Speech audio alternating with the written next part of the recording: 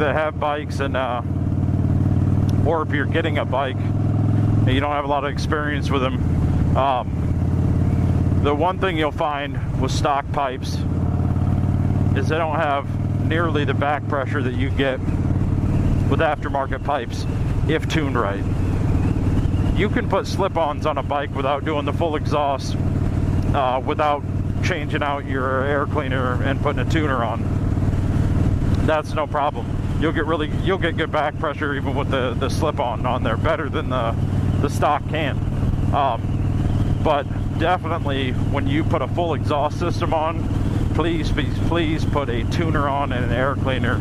Your bike will run like absolute shit if you don't either take it to someone to get dyno tuned or put a fuel pack or some type of plug and play tuner on there.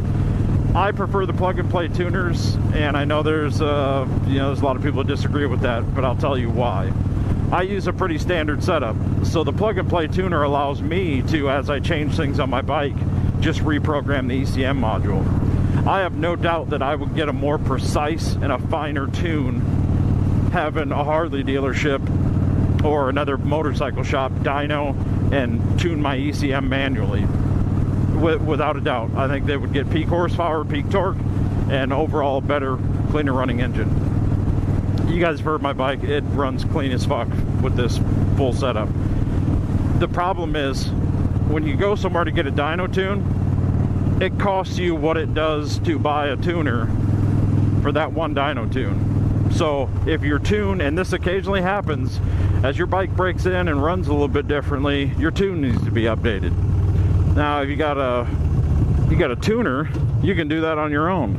You had a dyno, you're gonna be back there every year, every couple of years, and anytime you make a change to the bike, to shell out another $300 to $400 to get it dynoed again. So that's why I prefer a tuner. I'm not so far into the mega high performance that I need to squeeze every drop of horsepower and torque out of my bike, because I'm not racing this fucking thing. I'm not at a track. I'm not competing.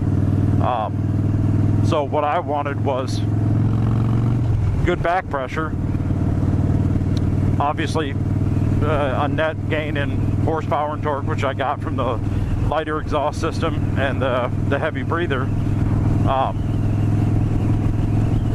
But yeah, it works good for me. And so to let you know how these work, the Vance & Hines like FP3 is probably the simplest of them. And so this has got Vance & Hines pipes, but an Arlen Ness big sucker intake on it.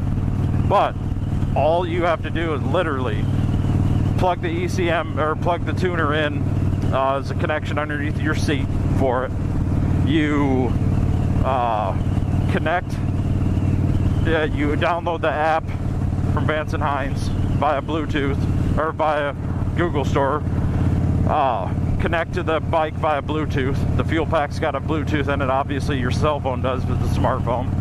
And then this interface pops up once it links to your bike, and you just set your tune by literally hitting a drop down menu with what kind of pipes you have.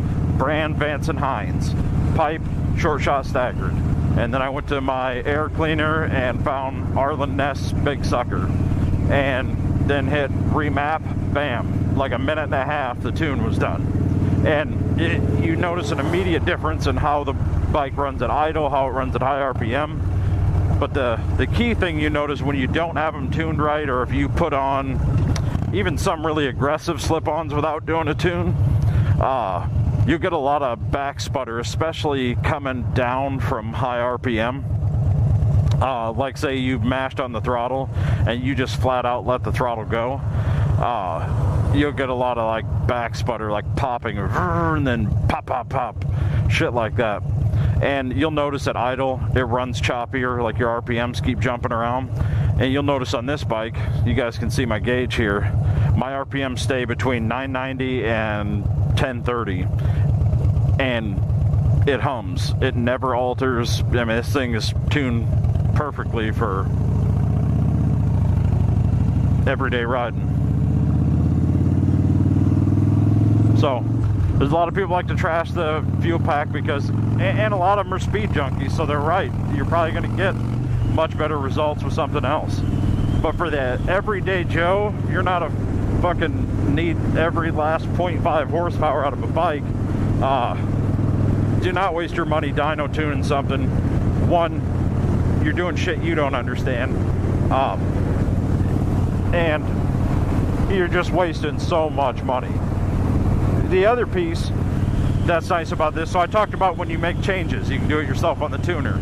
So if you make changes that affect the engine, like say cams, whatever, and it's not shit that's on the drop-down list of upgrades, there's a auto tune mode where essentially you set it in learn mode, and it's going to monitor your bike over X amount of miles and then automatically make those adjustments once you apply it. So you're getting essentially a manual tune based on, you know, it's measuring your horsepower, your torque, your fuel to air mixture. You're catching all that and then reprogramming the ECM based off of what it learned, which is probably an even better way to tune it, even with the drop downs, because there's even small variances in your pipes and shit like that, you know, in the manufacturing process will make a difference in that straight stock program. So they're just a lot more flexible. The only thing I don't like, I know for sure the Vance & Hines is this way. I don't think a lot of the other ones are, but the Vance & Hines Fuel Pack 3 probably has overall the best smartphone interface that I've seen or seen reviewed on YouTube. But it marries with the bike, so you do have to buy one for every bike you own. Once it's locked into your bin, it's sealed there. You can't resell it to somebody. You can't, you know, it goes with the bike. You sell the bike, you're getting rid of your FP3 with it. And a lot of the other ones, I think you can plug and play, put them on different bikes, which is great.